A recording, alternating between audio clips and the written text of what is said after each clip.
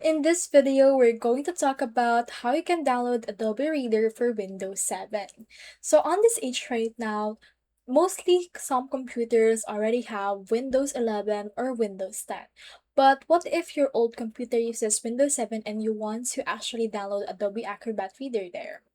In order to do that, you first need to go over the Adobe Reader Alternative Download page. So this is that page. You can see right here the URL.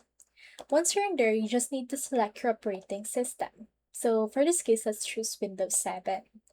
Now choose for the language. Let me head over and then just choose the English language from this particular case. Now on this, you can see the version it will give for you. So this is the latest. As you can see, the latest version of the 32-bit option or for 2026 still supports Windows 7. So you can head over and click on this download option in order to download it and then just proceed with the installation.